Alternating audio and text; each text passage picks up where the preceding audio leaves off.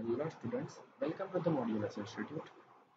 In the last lecture we have learned about the discovery of electron. We have also studied about the discovery of proton, discovery of neutron, charges of the electron, charges of the neutron, mass of the electrons. Okay, हमने इन सभी चीज़ों के बारे में पढ़ लिया कि हमें पहले ऐसा लगता था कि जो एटम इज इनडिविजिबल। ओके, पहले ऐसा लगता था कि एटम्स को हम डिवाइड नहीं कर सकते, पर फिर हमें पता चला कि चलिए एटम्स भी डिवाइड हो सकता है, कोई बात नहीं, चलिए एटम डिवाइड हो सकता है। तो वो कौन कौन से फॉर्म में डिवाइड होगा, अगर उसकी बात करते तो वो भी हमने सीखा था कि atom can be divided into three types of the particles which are electron, proton and neutron. Okay, इन सभी के बारे में हमने हमने इनफ इंफॉर्मेशन ले ली है अब। तो अब क्वेश्चन ये आया कि चलिए कि हमारे पास जो एटम है, एटम में चलिए इलेक्ट्रॉन भी है, न्यूट्रॉन भी है, प्रोटॉन भी है, तो कहाँ पर है, उसका स्ट्रक्चर कैसा है, वो स्टेबल है या नहीं है, अगर वो स्टेबल है तो किस तरह से स्ट्रक्चराइज हुए हैं, उसकी इक्वेशन किस टाइप के बनते हैं, वो किस टाइप से एक दूसरे के साथ जुड़े हुए हैं। ओके, ये सभी हमारे पास सवाल आने लगे। जब इतना पता चल गया कि एटम के अंदर इलेक्ट्रॉन, प्रोटॉन और न्यूट्रॉन है, तो सभी साइंटिस्ट अपने अपने तरीके से जो एटम है, एटम का स्ट्रक्चर डिसाइड करने में लग गए। ओके, दैट्स व्हाई हमारा जो चैप्टर है, हमारे चैप्टर का नाम क्या है, structure of the atom. Okay, ये इसीलिए हमारे चैप्टर का नाम स्ट्रक्चर ऑफ द एटम है। ओके, तो चलिए अब हम इसी के बारे में बात करते हैं। तो देखिए, कोई भी अगर हमारे पास नई हमें जानकारी, नई इंफॉर्मेशन दूसरे को देनी है, तो हम किस तरीके से देते हैं। अगर हम थियोरिकल वे में उसको प्रेजेंट कर सकते हैं तो उसको हम थियोरिकल वे में बताएंगे। ओके, अगर हम थियोरिकल वे में प्रेजेंट नहीं कर सकते तो हम क्या करेंगे, उसको प्रैक्टिकली सामने वाले को बताएंगे। ओके, तो ये सभी साइंटिस्ट भी सेम थिंकिंग कर रहे हैं कि अगर ये जो स्ट्रक्चर है उसको वो लोग एज अ मॉडल बता रहे हैं कि एटम का स्ट्रक्चर ऐसा भी हो सकता है। ओके, तो उसमें सबसे पहले हमारे पास नाम आता है सर जे जे थॉमसन का। ओके, वो भी कहा कौन सी ईयर में, 1898 में। मैंने आपको पहले भी बोला है कि the name of the scientist and the invention year आपको याद रखने की कोई भी जरूरत नहीं है। ओके, कि 1898 में propose that an atom possesses a spherical shape. Okay, कि उसने क्या प्रपोज किया कि जो हमारे पास एटम है, एटम का शेप क्या होता है, स्फेरिकल शेप होता है। ओके, एंड उसकी देखिए स्फेरिकल शेप, अब ये तो आप सबको पता ही है, पर दूसरी बात जो मेनली आप सबको याद रखनी है वो क्या है कि ये जो हमारा एटम है उसकी रेडियस कितनी हमें बताई गई थी पहले, 10⁻⁻10 मीटर। ओके, ये बात आप सबको याद रखनी है कि according to Thomson model of the atom, the radius of the atom is 10⁻⁻10 metre. Okay, ये बात आप सबको याद रखनी है, जरा से भी अप्स और डाउन्स नहीं आने चाहिए। 10⁻⁻10 मीटर यानी कि 10⁻⁻10 metre. Okay, in which the positive charge, देखिए वो किस टाइप की उसने स्ट्रक्चर या फिर आप कॉन्फ़िगरेशन भी बोल सकते कि किस टाइप की कॉन्फ़िगरेशन उसने बताई है। ओके, ये बात भी आप सबको याद रखनी है कि देखिए उसमें क्या बताया गया है कि इन विच द पॉजिटिव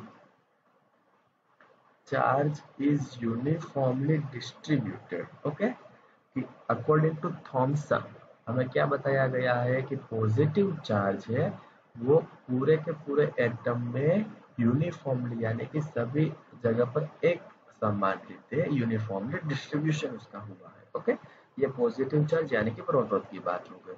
अब अगर हम बात करते हैं इलेक्ट्रॉन्स की, तो इलेक्ट्रॉन्स के बारे में क्या बताया गया है हमें कि the electrons are embedded into in such a manner as to give the most stable electrostatic arrangement।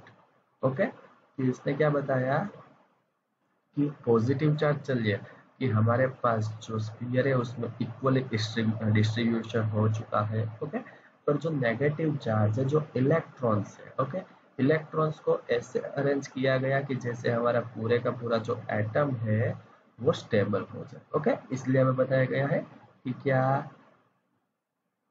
the electrons are embedded into in such a manner as to give the most stable electrostatic arrangement, की जो हमारा stable compound हमें form हो सके उसी तरीके से हमें बताया गया है। ओके, फिर आगे हमारे पास क्या आता है,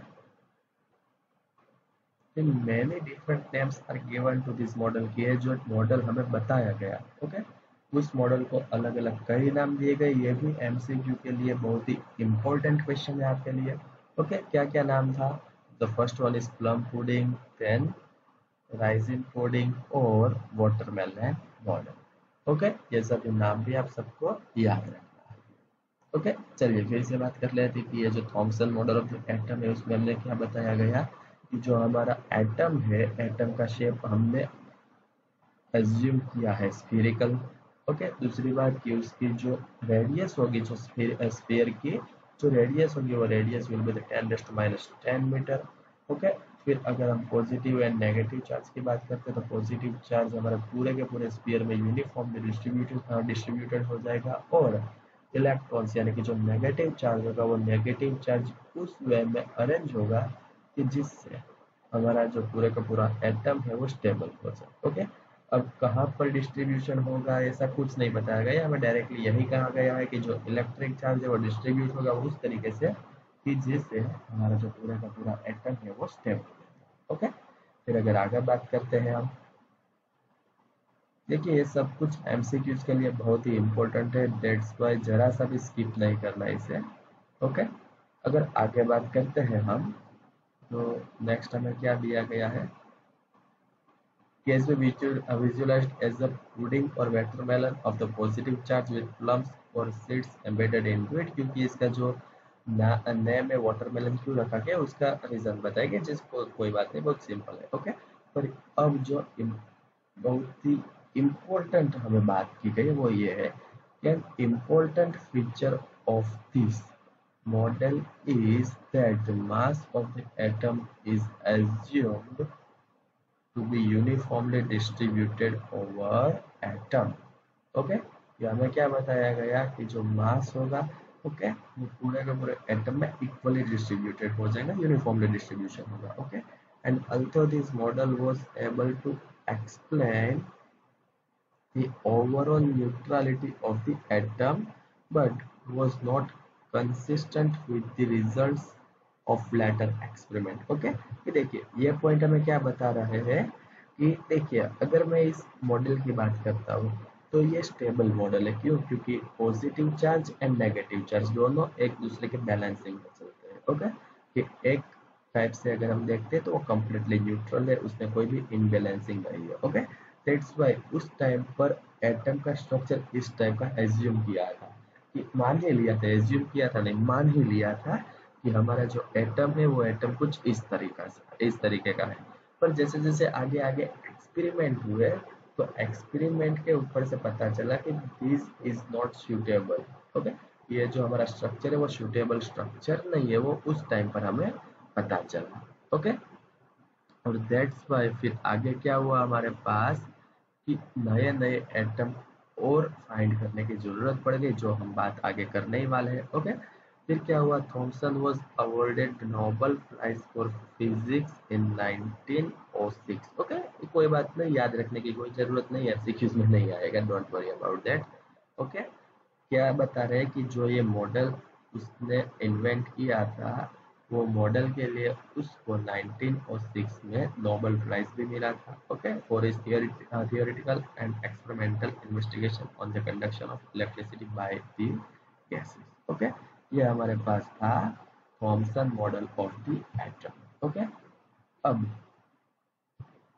हम नेक्स्ट लेक्चर में बात करने वाले हैं Rutherford nuclear model of the atom, जो हमें फाइनल मॉडल एटम का बता देगा, पर वो हम नेक्स्ट लेक्चर में बात करेंगे, इस लेक्चर में हम बात नहीं करने वाले। ओके, तो इस लेक्चर में हम थॉमसन मॉडल ऑफ एटम तक रखते हैं, और होमवर्क में आप लोगों को क्या करना है। ओके, कि देखिए अगर मैं होमवर्क की बात करता हूँ तो होमवर्क में आप लोग तो you have to write this summary on the Thomson model of atom. Okay, फिर से अगर एटम की बात करते हैं तो एटम में थॉमसन ने क्या कहा था कि हमारा एटम का शेप है वो स्फीयर है, स्फीयर में रेडियस कितनी होगी 10⁻⁻10 metre. If I am talking about the positive charge, then positive charge is uniformly distributed over the sphere. Okay, if I'm talking about the negative charge या फिर electrons, okay, then the electrons are embedded into in such a manner as to be the most stable electrostatic arrangement. Okay, कि जो electrostatically भी वो stable होना चाहिए। उस time पर मान लिया था कि हमारा यही जो हमारा एटम है, एटम का स्ट्रक्चर इसी टाइप का है। पर फिर आगे जाके थोड़े बहुत एक्सपेरिमेंट हुए इसके ऊपर, फिर हमें पता चला कि नहीं, इस टाइप का स्ट्रक्चर नहीं है। तो फिर हमने क्या तय किया कि दूसरे दूसरे स्ट्रक्चर ढूंढने शुरू किए, अलग अलग मॉडल देखे जिसके बारे में हम आगे बात करेंगे।